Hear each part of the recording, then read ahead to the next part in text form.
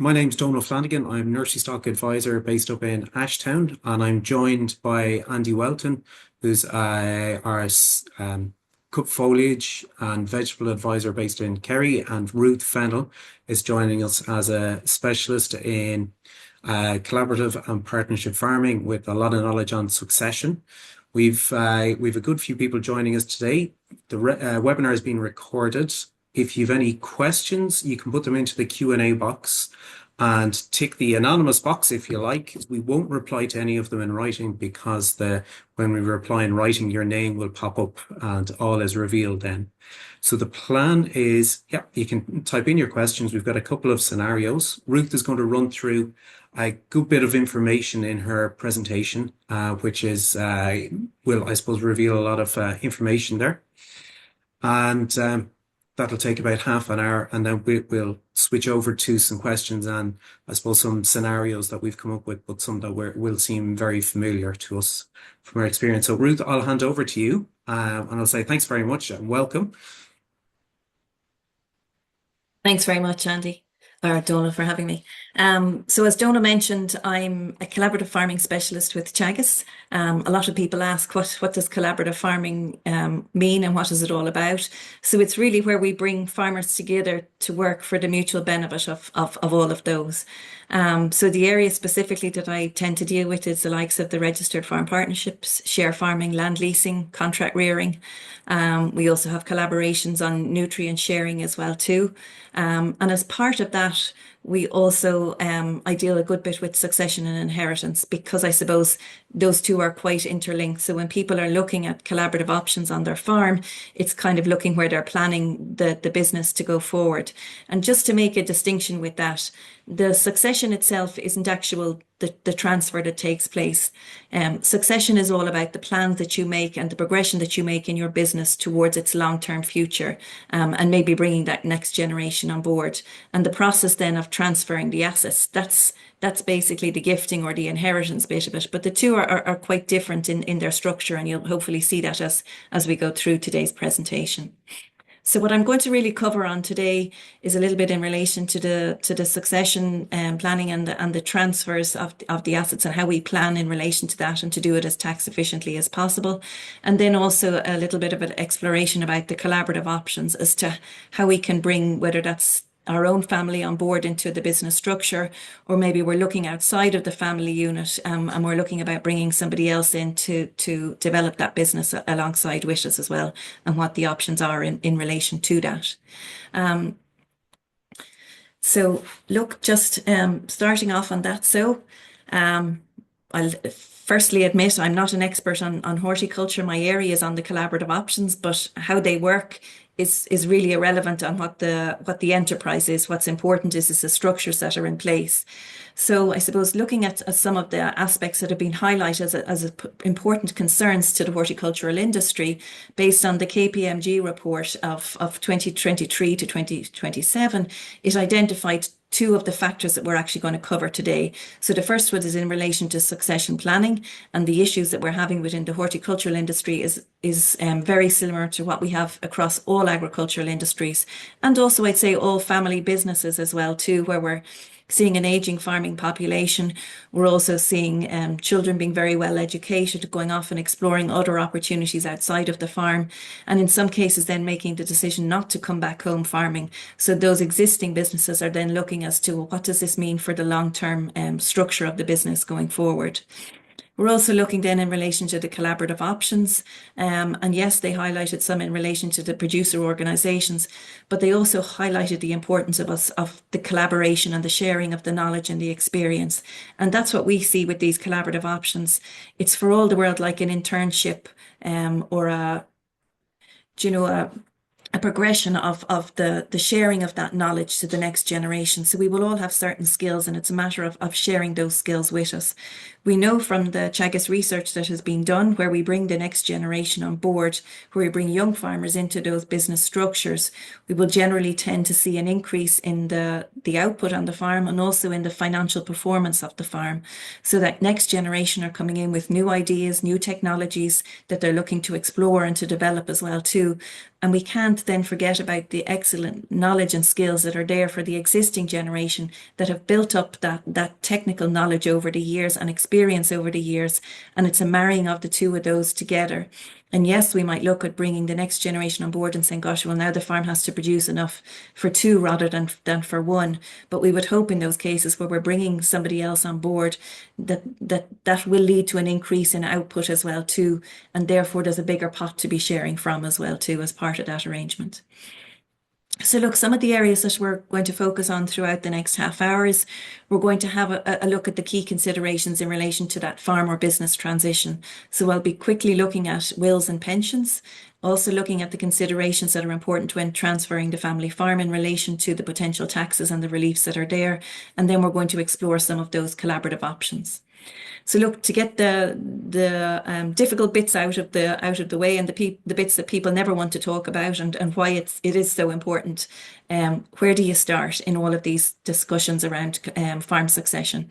And I say the first thing we do is we make a will. So any of you that don't currently have a will in place after this call today, please put steps in place to go about addressing that. Or if you have a will in place that hasn't been updated in years and your circumstances have changed, please update that. And thinking about it and wishing it was done doesn't count for anything, unfortunately, if something untoward's happened to us. So really good advice to try and put that in place as much as possible. We know that only 27% of the Irish population have a will made. I can assure you much more than a third of the Irish population actually have assets in place. So it's really important that if you wish to decide where those assets go, that you have a will reflecting that. If you don't have a will in place, then we're back to the intestate laws of 1965 Succession Act. And they basically decide how those assets are going to be distributed. And it may not be the most tax efficient way, and it may not be in line with what you want, and it may not be in the best interest of your family and your farm going forward as well too. So why have a will? It gives clarity and protection and peace of mind to not only those that are making the will, but also those that are coming behind and that may be the beneficiary of the assets. And I suppose the risks of not having one then is it can leave things in legal limbo. You know, dividing things up, we've come across cases where farms have been divided between 18 nephews and nieces because there wasn't a will in place and there wasn't siblings there. Trying to get all 18 cousins to try and agree on what the best decisions are to be made can be really challenging. We can see cases then where the farm or the assets are being split up because there's no other way of actually distributing those assets successfully. And there can also be unexpected bills associated with tax liabilities, and also a little bit in relation to the fair deal as well too, which I can mention later as well too. And also arguments and family division, which is one of the things that we're adamant that we would very much try to avoid when we make these succession plans and put them in place. So God forbid if we haven't our will in place, and what are the outcomes for it? So as I mentioned, it goes back to the 1965 Succession Act. And just to explain that, how that works. So if I passed away in the morning and I have a spouse, but I have no children, okay, my spouse will then inherit my entire estate. And this is where I don't have a will in place. So obviously if I have a will in place, that overrides this. But if I die intestate without a will, if I have a spouse and I also have children, then 2/3 of my estate goes to my spouse and 1/3 goes to my children. If I have children, but my spouse is no longer here, then my children each get an equal share of the estate. If I have a father and a mother and I have siblings, but I have no spouse and no children, then each of my parents gets 1/2 of the estate. If I have parents and only one parent and I have siblings, then that one remaining parent gets the entire estate. If I have brothers and sisters only, so I don't have any children of my own, I don't have a spouse, and both of my parents are deceased, and I only have brothers and sisters, then each of my brothers and sisters will get a share of that entire estate. And if I only have then nephews and nieces remaining, then each of those will get equal shares of the estate that I leave behind. So you could see and you could imagine if we had minor children and there wasn't a will put in place and the spouse gets 2/3 and the children get 1/3, it can make things very difficult. So what we would say is if you haven't a definite decision made, that maybe you and your spouse have just sat down and had these conversations, it would be worth as an interim arrangement until you make a final plan as to what you want to do is both of you put in a will that you leave everything to each other, and do that as an interim arrangement, to address it until you have maybe a clearer plan. And always keep in mind, these wills can change over time. You can make one based on the information that you have as of now.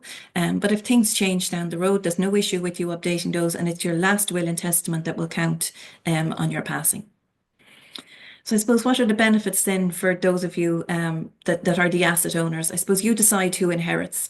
You also have the opportunity now to protect vulnerable family members who may need protection going forward into the future. You can also plan to minimise tax, where you do it in a tax efficient way, where we look at the agriculture reliefs and the other reliefs that we're going to go through now. It also helps to make sure that the farm will remain viable, where we're trying to split it up and try and keep everybody happy. It can make it much more difficult where maybe there's brothers or sisters trying to buy each other out, or the business is dividing up, and it's not viable then for anybody to continue in the proportion that they've been allocated. And it also then can be a backstop, as I said, until a final succession plan is agreed. So what I would suggest on these one is think about the wishes that you want, talk to your family, and don't be afraid to do that.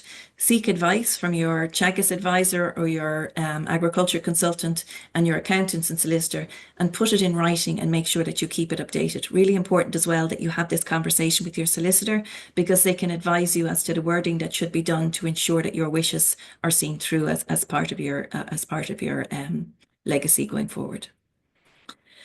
So now just touching a little bit in relation to pensions, and I suppose we often ask ourselves, do we know what we actually need to live on an annual basis going forward? And you'll hear on some of the case studies that we have going through here later in the presentation, that those that actually have a private pension or put in place, that it gives them a lot more opportunities, I suppose, to pass on a viable business, that the business is then not having to continue to support them, and also to try and support the next generation coming on board, where they have a pension that it allows them to step back, maybe still to be involved in the business, but not having the same financial draw on it, into the future. Ideally, you start contributing as early as possible. And also, if there is a spouse that isn't working outside of the farm, make sure that there are PRSI contributions paid for them, so they'll be able to avail of the contributory pension versus a non-contributory. So I suppose, what are the purposes of it? It's really to divert cash away from tax and to put it into your pension. So the pension contributions that you pay get a relief at the top rate of income tax that you're paying. So you're paying tax at the 40% rate. Your pension, the money that you pay into your pension will give you the relief at that rate. There is a maximum relief that's based on your age bands that you can actually put away that you get the relief on. And that ranges from 15 to 40%.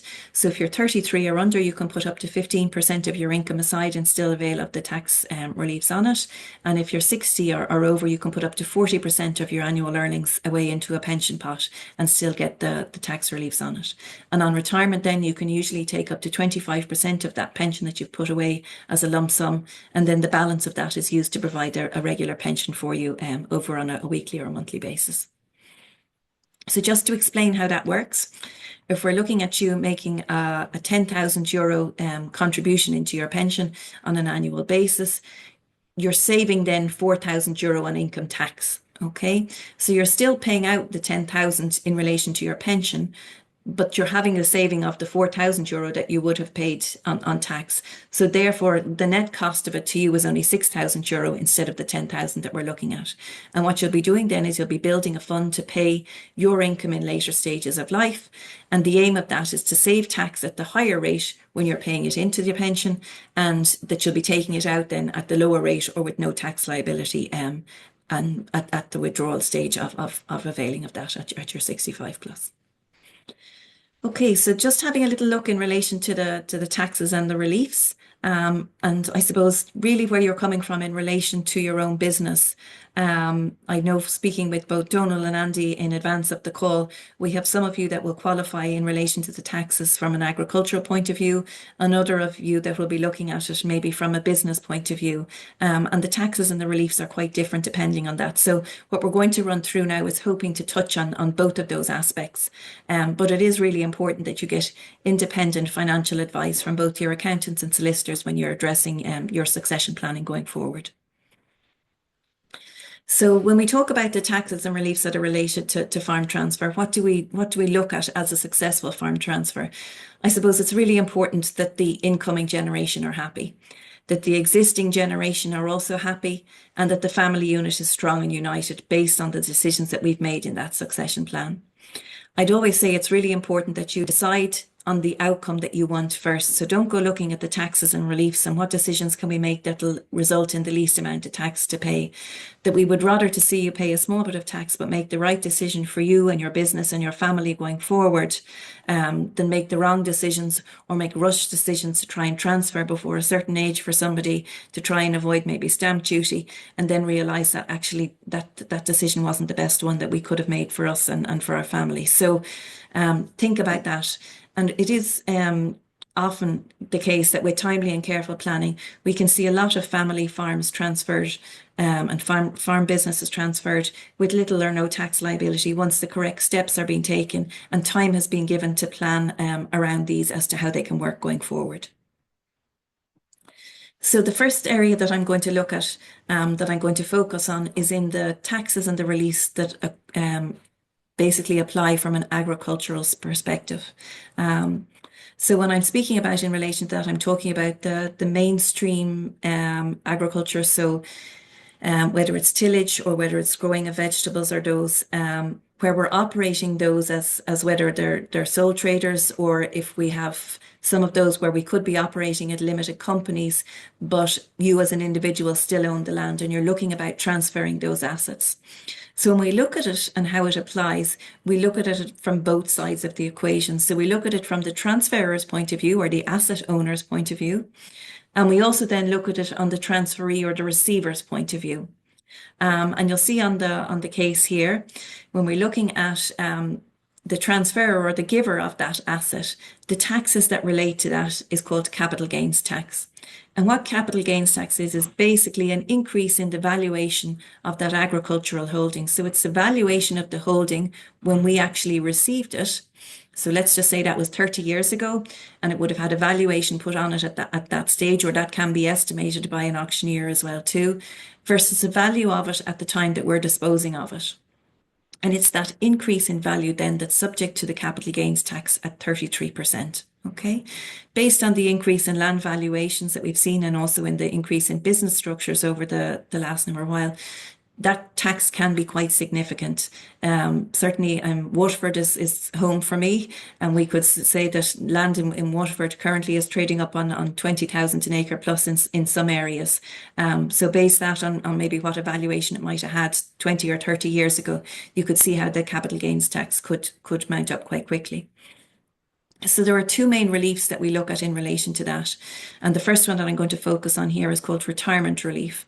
And what retirement relief does is that if you have owned and farmed that land for at least a 10-year period in advance of the disposal of it, or if you have leased it out that you owned and farmed it for 10 years in advance of the lease, and that the lease didn't exceed 25 years in total, okay? And what that does is, if we're disposing of that asset then to a family member and we're aged between 55 and 70, we can dispose of up to 10 million of assets before there's any tax implications from a capital gains point of view. And that's with the retirement relief. If we're over 70, then that 10 million figure drops down to 3 million.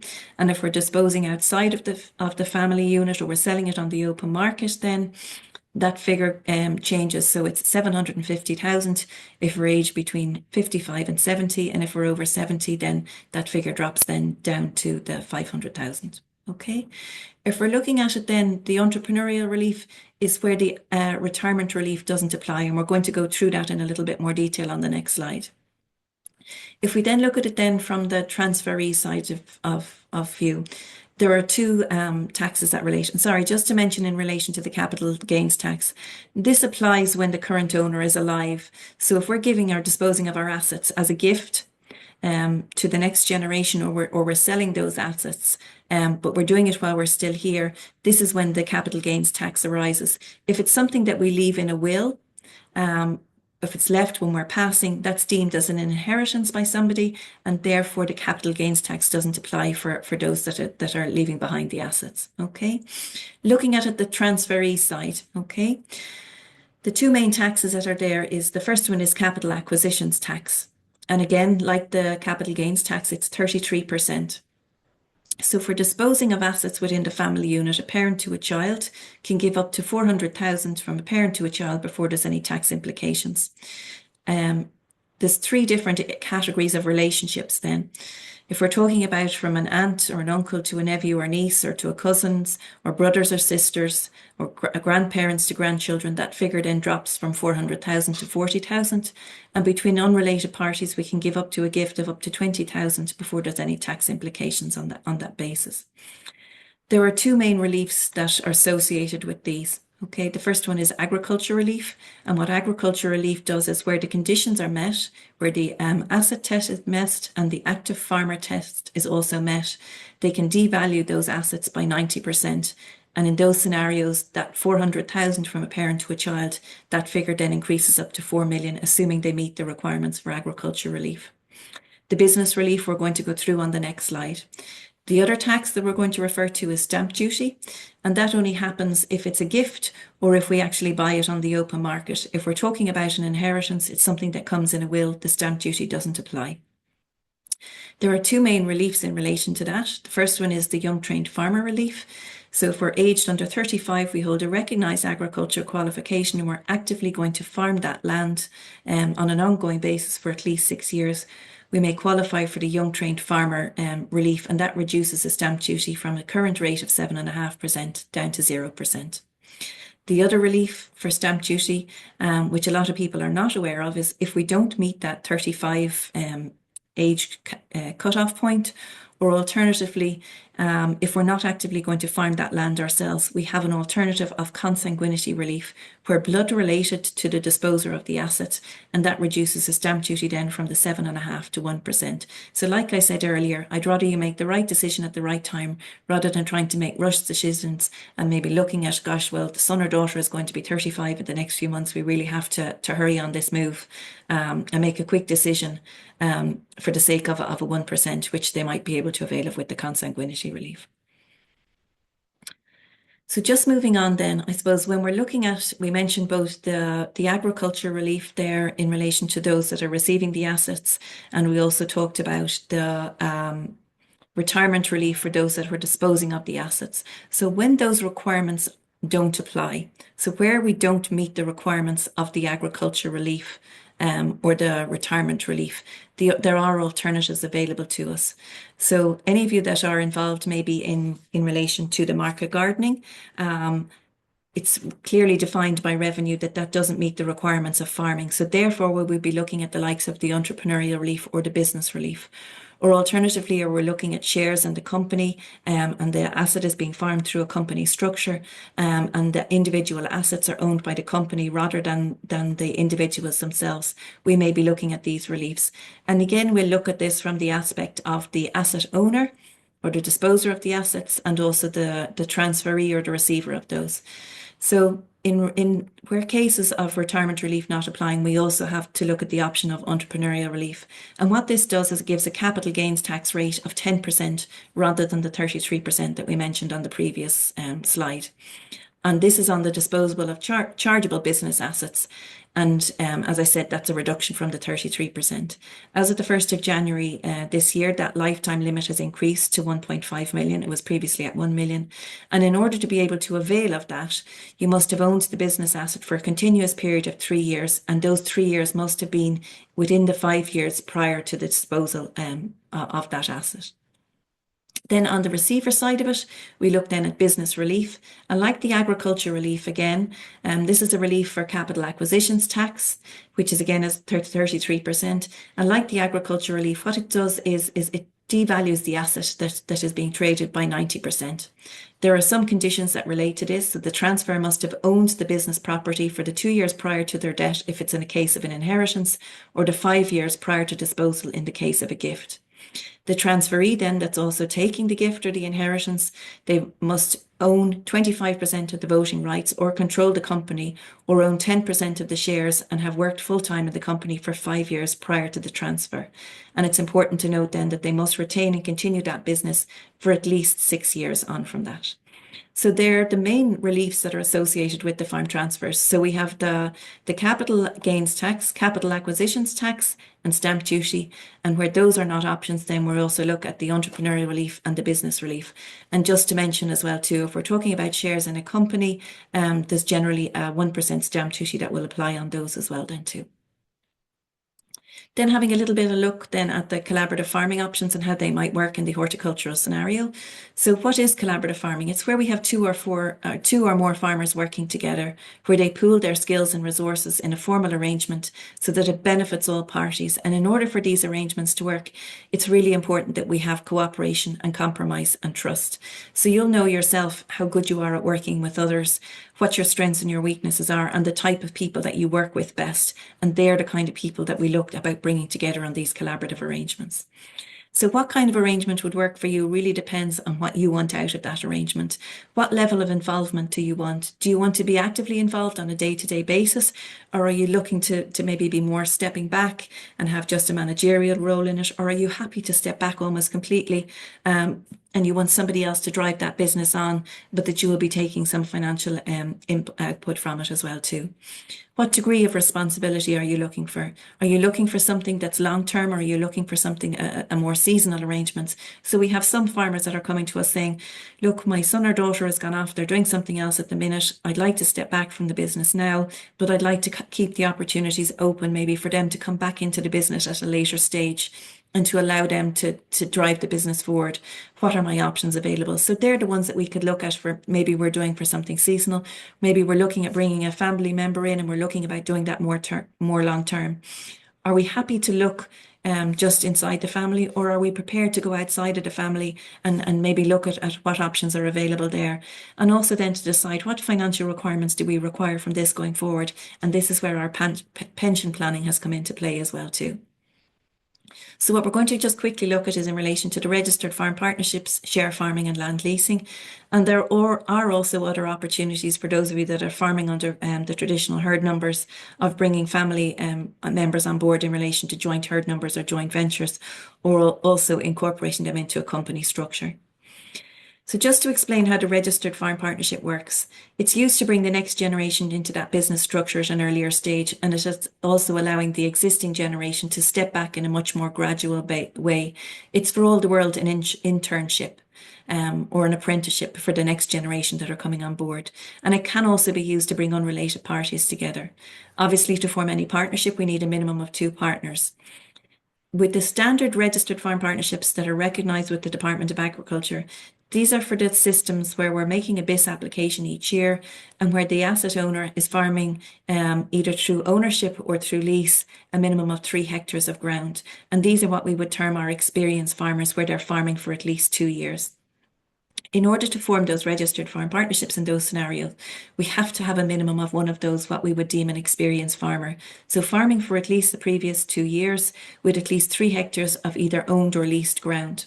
And we then have the opportunity to either bring in another like-minded experienced farmer, so somebody again that's meeting that requirement, or alternatively to bring in somebody that holds a recognised agricultural qualification. What we do then on the basis of the partnership application is that we form a partnership agreement. We have template agreements for all of these arrangements available on the Teagasc website, and you can specifically tailor make those then to suit your own individual requirements. And this to provide legal protection of the assets for all the partners within that partnership. And then on the basis of that, we split the profits and the loss in line with an agreed ratio that has been developed within that partnership structure. So I suppose the advantages of this, it's bringing 2 businesses into one in some cases, where we're bringing unrelated parties together, where we can share the workload. We would hope on the basis of that we'd have an improved work-life balance. We also have the potential to increase the scale and the technical efficiency. And we also provide greater flexibility. The partners within the business understand how that operates on a day-to-day basis. Much easier for us to step into each other's shoes and to provide assistance, allowing one to maybe step away and take holidays, weekends away, breaks from it. In a lot of scenarios also, it'll be used as a way of bringing the next generation on board, and it can be the first step in relation to the succession journey for some. And it offers a structure for young farmers to enter an arrangement with an existing farmer who maybe doesn't have an identified successor. In relation to the traditional registered farm partnerships, we also have the option of what we call a succession farm partnership. And this makes and involves a commitment of transferring the agricultural assets to the next generation. So there's no obligation on anyone that forms those registered farm partnerships to go into a succession partnership, but the option is there for those that wish to avail of that. Under the standard registered farm partnership, there's no requirement to transfer assets, but there is for those that take the further step to go into the succession farm partnership. What they have to do is make a commitment that at least 80% of the agricultural assets are transferred after the end of 3 years and before the end of the 10th year of a succession plan. And in exchange for that, they will receive from revenue an annual tax credit of €5,000 per year, which is divided between the partners in line with their profit sharing ratio. Just to keep a word of note, I suppose the golden age to get into these ideally is where that identified successor is under 32. So we mentioned with the stamp duty to the young trained farmer, they have to be under 35 to avail of that. And as I mentioned here, they have to wait 3 years within the succession plan to avail of to start transferring the assets. So where they go in, where the young farmer is under 32, they still have the opportunity to wait for the 3 years. And if they wish then to transfer all the assets before the young farmer is 35, they can still avail of the young trained farmer's stamp duty relief. So it's just a matter of keeping that in mind as well too. The next option then we're going to look at is share farming. And this is quite different to the partnership, I suppose, from a legal perspective. So when we mentioned the registered farm partnership there, we said we had everything was operating through a single bank account. They were sharing the profit or the loss within that business, and each of the individuals are responsible for the running of that business. In the case of share farming, it's where we have two parties, the landowner and a share farmer, and they carry on separate businesses on the same land without actually forming a partnership or a company. So therefore, there is no legal responsibility on either of the parties for each other's debts as part of those arrangements. Each party contributes to the arrangement and they take a share in the produce or the gross output. And each party contributes towards their own costs of production. So the share farmer and the landowner keep their own accounts. They calculate their own profits as separate and independent businesses. So just to explain how that might work, we have a farm here. We have the landowner who owns the land, owns the facilities, owns the machinery in some cases as well too. We have a share farmer that comes in. They might provide all of the labour, they might provide all of the knowledge and the expertise, and in some cases they might own some of the machinery as well then too. They put a plan together and they complete a legal document and they agree on the budgets and the terms of that agreement. So in this scenario, we could have a landowner just providing the land and the facilities and the share farmer coming in and they'll provide all of the labour and all of the machinery. And then the costs in relation to the produce that they're going to sell is divided between them in whatever ratio that they've agreed. And then once the crop is then harvested, that's split also in line with that agreed ratio. So they have the budget in terms of the agreement, and they're the sharing of the input and the outputs in that arrangement. They have an operational phase where each has their own responsibilities, and at the end of the year, they each finalise their own accounts. And if they so wish, they continue that plan going forward into the next year, or alternatively, then it runs for the 12 months and it's very clearly defined. The output is sold and the two businesses are separate and free to go as they wish.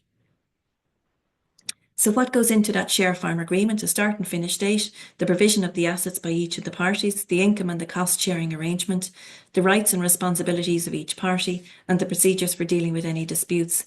And as I mentioned, like the registered farm partnership, we have template agreements that are available for anybody that would like to have a look at those on the Teagasc website under collaborative farming. So how does it operate in practice? I suppose each party is free to sell their share of the produce.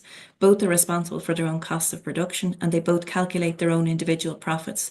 The share farmer and the landowner are two business equals. They're both jointly responsible for the annual planning, including the variety and crop selection, purchase and sales, cropping and rotations.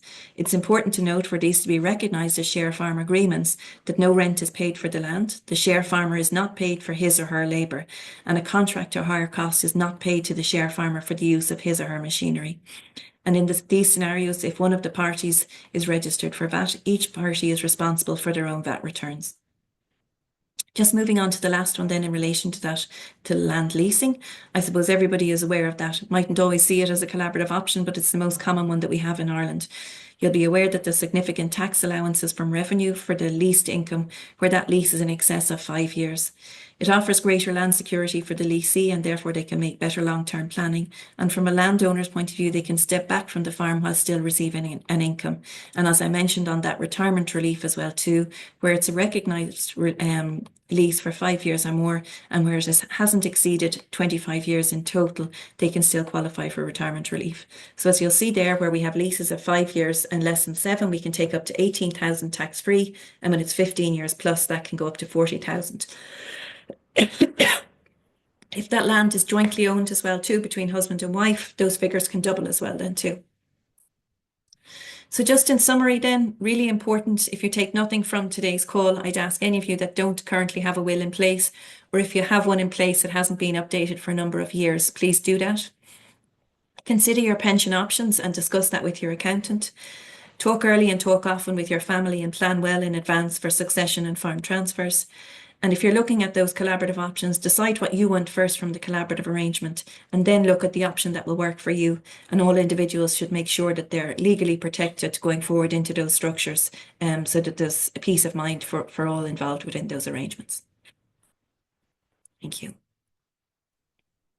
Ruth, thanks very much. That's a deep dive into some very technical elements, but I think it was brought home in terms of our horticulture sector and some of the areas it reflects there. Andy, will I hand over to you? And I know you've got maybe a scenario there to work through with Ruth. We've got some questions coming in on the Q&A as well, so keep them coming in, and then we can talk through those as well. But Andy, I'll hand over to you.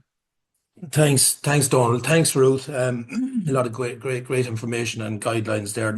A lot of new information to me, and I'm sure to some people that are tuned in. So I think they'll need to take your slides and have a close look at them in their own time to look at some of that detail. But yeah, so before we come to, there's a few questions coming in, but we have a couple of scenarios, Ruth. You might give us your opinion on what are the options, I guess. Here's one about it's in relation to a husband and wife team. Husband in commercial fruit growing, coming close to 65 and wanting to step back, but not completely. The wife has recently retired and has a pension. There's 3 children in the family, but currently none of them are interested in taking over the fruit business at this moment in time. But one of the siblings looks like she might be interested down the road, but possibly not on a full-time basis. So the business currently would need some investment, some capital investment over the next number of years. There is 1 or 2 long seasonal employees that are keen and interested in the business. And I guess the question is, what are the options for this particular business to continue and maintain transfer to the daughter down the road? Look, I suppose they have a lot of options, Andy, as to how they'd like to do it. And I suppose you mentioned there that the asset owner, the business owner, still wants to remain involved. And that's where we would probably look at the collaborative options. So the likes of the farm partnership. And I know what I mentioned here was the registered farm partnership. But even if they're not eligible to form, from a department point of view, a registered farm partnership, the structures and the legal templates that are there are still very useful in those scenarios, as a backup for somebody looking at these options going forward, and the kind of questions that they would like to ask. If they're looking at an interim arrangement and they'll want to keep the options open of maybe the family member coming on board, I would think as an initial consideration, I would probably be looking at the share farming. And what I mentioned with the share farming is the asset owner will basically provide the facilities and the land that the business is being run on, and the machinery maybe that they currently own, and also will have a degree of skills that they will be able to offer to maybe somebody else coming in on those arrangements. What I would say is, first, I would look in-house. So if they have employees, that maybe they have a long-term employee that might have been with them for a good while, or somebody that they have trained up to a certain level that really seems hungry and interested in the business, I would start maybe my conversations there with, have you maybe ever considered taking a more formal role within the business other than just as a paid employee. And what we often find in those is young people coming on board in a lot of scenarios would like to see that there's career progression, that they will maybe step away from maybe, and in some cases they won't. Some people will be happy just to take a wage every week or every month, but others are looking more long term and would like to have a formal role within the business going forward. So what would happen in a share farm arrangement in that type of scenario is the asset owner would provide the land and the facilities. If there are capital investments that are required to be made, it would be the asset owner that makes those capital investments. Okay, because if this arrangement is ever dissolved, it's very, very clear then that all of the assets and all of the inputs that are there, that are infrastructurally put in, belong to the asset owner. And the share farmer will come in and provide their knowledge and their expertise and their labour as part of these arrangements. They will also develop their skills then, I suppose, from the existing business owner, hopefully improve their skills, and they will have other attributes that they will be able to offer to this business that maybe the existing owner isn't. And then they split the output in line with what their agreed project is. So they will cover some of the input costs, so whether that's the cost of the plants or the fertilizer or the electricity or that's involved with it. They will share those costs in whatever agreed ratio that they have. And then the output as a result of what they've produced will be split then between the two parties as well too. So you're basically sharing the risks, but you're also sharing the benefits. And a lot of these scenarios, we would hope then that by bringing somebody else on board, they will drive that business forward and will be sharing a bigger pot than what we were initially. The bit I like about the share farming is it's very clearly defined, as I said, two separate businesses on the one block of ground, and very easy then for that to be dissolved if they wish to do that. They can put a number of years of a contract in place to give a bit of security if they want that in those arrangements. But if and when it comes the time to dissolve that, it's very clear as to how everything is dissolved. And okay, very good. In terms of the modernization piece that I mentioned, it looks as if this particular business needs some development. Can they still access? There's quite handsome supports for horticulture through the capital grant schemes. Can they still access those kind of supports, either partner? They can. Generally, what will happen in these arrangements is that the asset owner will be the ones that would apply for it. So my understanding from speaking with yourself and Dónall is there is the young trained farmer top-ups that they can, for all the world, get. So it's an extra 10%, I think, on the grants. So if the business is not operating through that and the asset ownership is going to remain with the business owner, therefore it would be them that would be applying for it. But that, I suppose, some people would see that as a disadvantage. What I would see then is, it also gives them an opportunity when, if this business model works, and say the daughter doesn't want to come back farming in 3 years' time, that young farmer is in a great position. He's developed all his business skills. He has absorbed all the knowledge and experience from that experienced asset owner over those 3 years. And he's probably in a much better position then to take the reins and run with that business forward. And he might take it on then on a full-time lease going forward into the future. And then apply for those grants himself at that stage, and be able to develop that going forward. So look, it isn't. Okay. Yeah, it can be used then at a later stage if the business progresses in such a way. Okay. Thanks, Ruth. We have a few questions. Dónall, I'll just throw a few out and maybe you can then field a couple. Ruth, there's one here. If buying a farm off a relative through a limited company, can they avail of consanguinity relief if I take all the other requirements? You mentioned that in your slide, didn't you?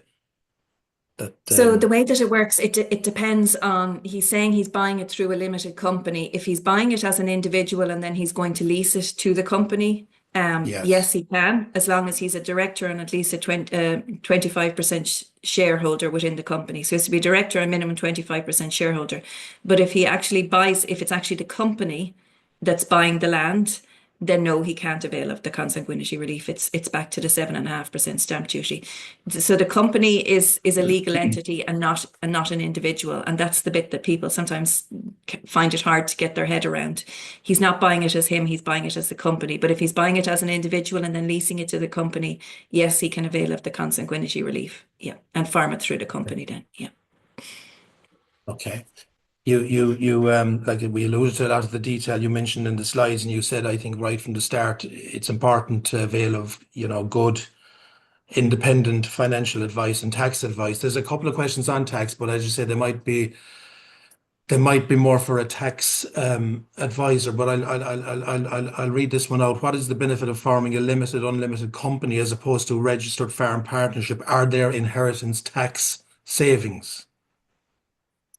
Okay, so the purpose of the partnerships, it can be a very tax efficient way of managing farm income within the family, because we can divide it up so each family member can take 44,000 depending on the profit sharing ratio within the partnership. So that significantly increases as a family unit what we can take out without paying any high rate tax. Okay. In relation to the income point of view, where the income is beyond that and we're starting to pay much higher rate tax, it's basically on an accountant's advice that we will be looking then at moving into the company structure. In a lot of the cases that we're now currently seeing of families that are maybe transferring assets where they're within a company structure, in a lot of those scenarios, it's still the individuals that actually own the land. So the parents maybe, or the aunts or the uncle own the lands as individuals and they're leasing it to the company. And in a lot of those scenarios that we're currently seeing, they would have owned and farmed that as individuals prior to the transfer. So they can still avail of those retirement reliefs, which are very, very generous. Where it's going to get more complicated down the road is we're now seeing some of the younger generation are never farming it in their own right, and they're maybe starting up straight away under a company structure. And therefore, we're looking at those business and entrepreneurial reliefs down the road from a succession point of view. So we mentioned there with the business relief, the capital gains tax is reduced from 33% to 10%. So it's not without a tax liability. But unfortunately, sometimes we'd like to have our cake and eat it. We can't avail. The reason we go into a company generally is because of the corporate rate of tax, which is obviously significantly lower. And it's a very good way of maybe putting money in when we're earning it and then being able to draw it out maybe as a director's loan at a later stage as part of our retirement pot. We can't get all of that and also get all the tax reliefs that we would have been able to avail of as a sole trader. So unfortunately, there is a payoff, so we have to decide and really sit down with the accountant as to long-term planning. And if we're looking at maybe transferring assets within the next few years, they may make a decision to delay going into the company for that reason. But look, where we have high investments and the farm, we may be able to make good use of capital accounts. And I suppose the positives that we should take from it is if we're worrying about tax, that means we're making good income. And that's a positive thing for everybody. Yeah. Yeah. Okay. Thanks. Dónall, you have a couple of other scenarios there, I think, have you? Yeah, I suppose just one that comes on from that is a question that comes in. Does tax-free land leasing benefit apply to glass houses, sheds and pack houses? So all that infrastructure that might be on a farm? You can lease all the buildings and everything with it and get the tax reliefs with it. Some of those reliefs I know certainly in relation to that I mentioned earlier in relation to retirement relief and all that outside of the leasing. So I mentioned market gardening. So that's basically, I looked up that definition before we started. So that's the occupation of land as a nursery or garden for the growing or produce for sale. So that would be the likes of the bulbs or the shrubs that would maybe go into market garden centres. They can still avail of the tax reliefs on the leased income for those, but they don't come in under farming. So from a retirement relief point of view, would be then looking at the business and the entrepreneurial relief rather than the agriculture relief and the retirement relief. So yeah. Okay. So depending on what we're looking at, It's so in from a there. leaf point of view, they can come with it. Yeah. Perfect.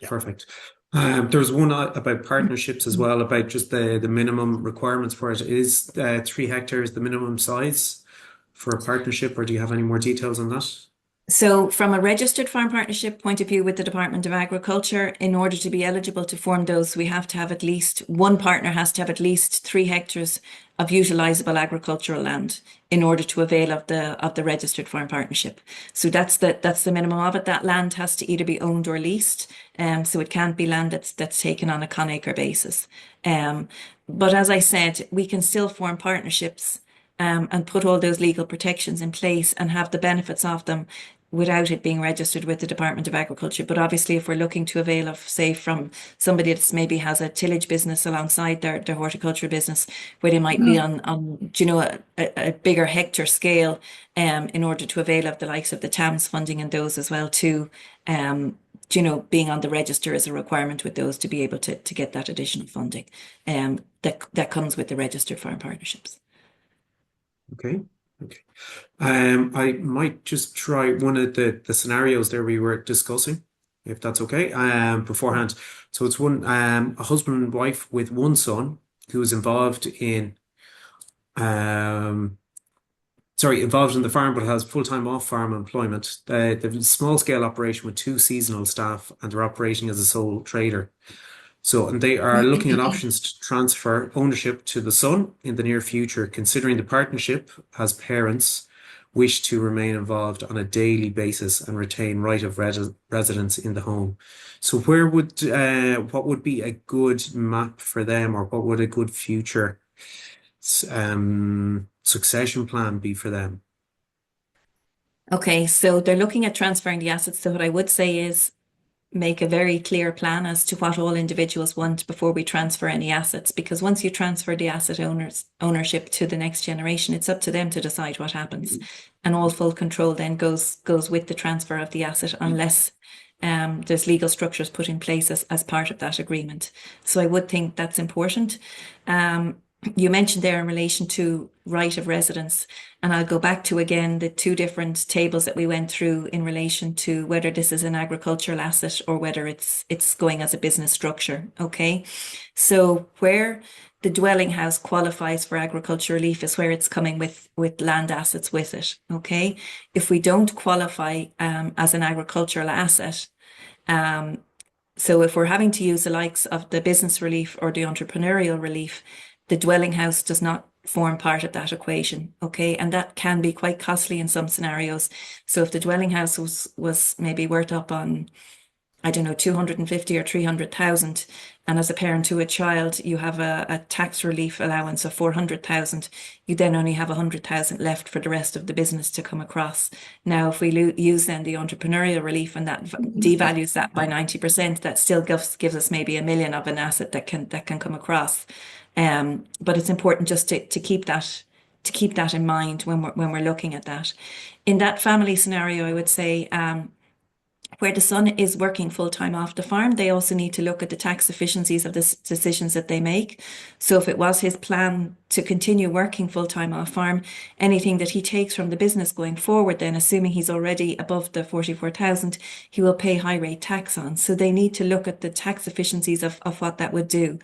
The partnership structure is a great way of gradually, handing over the reins, but while the parents still stay involved, and it allows them to step back on a more gradual basis if that's something that they wish to do. And what they can do is that they could look at gradually transferring the assets over a phased basis. Now, when they transfer the house, as I mentioned earlier, if they're operating maybe as a business and they're looking at the entrepreneurial and the business relief, then when they transfer the house, if it's not coming as part of the reliefs, I'm not so worried then, as in if we transfer it, if it's coming across as agricultural relief and retirement relief, then it needs to go with the land at the time that's transferring. Otherwise, then if it comes separate to the land, it doesn't qualify for agricultural relief down the road if we separate it from the land assets. Okay. What some family members will do is they will put in a right of residence. So they might transfer the ownership of the land to the next generation, but they put a stipulation in that they have undisputed sole occupancy right of residence to the house so that they can continue living there for their foreseeable future.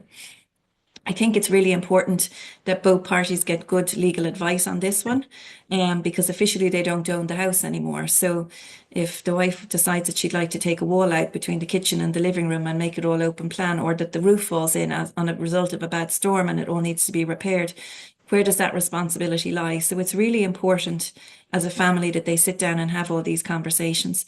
We also mentioned earlier is in relation to the Fair Deal Scheme, and the Fair Deal Scheme is basically a financial support scheme to contribute towards the financial cost of nursing home care. And we're seeing now dwelling houses being transferred at an earlier stage, because with the Fair Deal scheme, there's a 5-year look back on the transfer of those assets.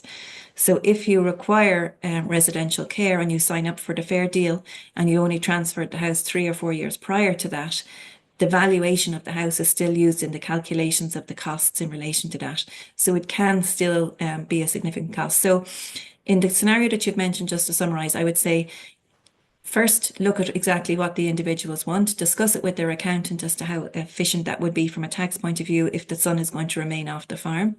I would be looking at a partnership model and maybe tying into that a gradual transfer of the assets. And if they choose to transfer the farm house as well too, really important that they get good legal advice in relation to how best that should be addressed in the transfer documents going forward. Okay, thanks, Ruth. So we're coming up to nearly the top of the hour there. I might hand over to Andy to have the scarfocal, as we say in Irish, the last word. And I'll let you have a wrap, but I'll say thank you, Ruth, and hand over to Andy. Yeah, look, no, just based on what you were saying there, Ruth, do you think there's any merit? There's a lot of parties involved between the family members, whether it's, father and mother, husbands, whoever, siblings, accountants, solicitors, possibly others. How best do you progress that? Is it worth sitting them all down together to have that conversation and get it facilitated, or do they individually sit down with the accountant and then with the solicitor? How is that best progressed?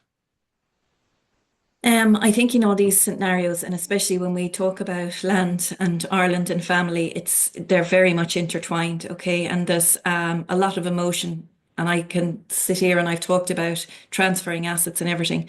This is a highly emotional topic to discuss and can be very intricate. And we have seen stories that have worked out beautifully and others that have not worked out so well. So what I would say is, even if you have maybe 3 or 4 children, but only one of those is going to be the farming successor or the business successor, the entire family should be involved and included in these conversations, because we can't get that time back again. And it's really important. They may not be getting, a farm or a huge contribution as a result of this, but they need to be included in the conversations. They need to have, and what I would say is what is fair doesn't always have to be equal. So there's some that may receive more financial assets than others, but those assets are only a real value if they're traded. And if it's the like of a family farm and it's a keeping a family business together, there may be one in the family that will financially benefit more than others, but they're being provided with a living and a livelihood rather than a cash asset, from the point of view that it's only valuable to them if they decide to trade it in. Okay. So I would say start off with including all of the family in those conversations. The Department of Agriculture, for anybody that has at least 3 hectares of ground declared on a BIS application and is 60 or over, can avail of what we call a SPAG grant, or Succession Planning Advice Grant, that will cover up to 50% of the cost, up to €3,000, to get good professional advice, whether that's from an accountant or a solicitor, in relation to succession planning. And Teagasc also developed what we referred to as a massed team approach, where we bring together the accountants, solicitors and agricultural advisors and family members into the one room to basically forge together a succession plan. Now, there would be a good bit of work done in advance of that meeting taking place. So the accountant would have gone through the accounts, seen what way things were, what way the accounts were, how profitable the business was, how open it was to bringing in more collaborators with it. The solicitor would have gone through maybe all the legal documents as to any debts that were associated with land disposal, and also how long land had been owned, rough valuations of what that was when it was transferred to the current owner. And the Teagasc advisor will have the knowledge and experience of how that business is operating and what the opportunities are maybe around the grants and the schemes. And we put all those individuals in a room together to come up with a succession plan, rather than maybe going to one person and then the accountant says, well, look, I'll talk to your solicitor about that and come back to me. That we could have it clear, but the family need to be ready and open to make those decisions to get the full benefit out of that. And that's where we would see this SPAG grant also being able to be used. So yeah, a wonderful opportunity, Andy, if we can ideally bring those professionals in together and the family work together then for a united plan going forward. Oh, great stuff. Thanks, Ruth. Look, I mean, the clock has beaten us, as Dónall alluded to. So look, maybe all I'll say is, I suppose there's a lot of information, Ruth, on the Teagasc website that you guys have put together. So we direct people there if they want more information at this point in time. I guess, this was a first for our department running this, and I'm sure there'll be some feedback where people will look for maybe a little bit more information. So we may look to having you back if you're up for it at another stage. But look, for now, I guess we'll say thanks very much again, and thanks to everyone for joining, and all the best.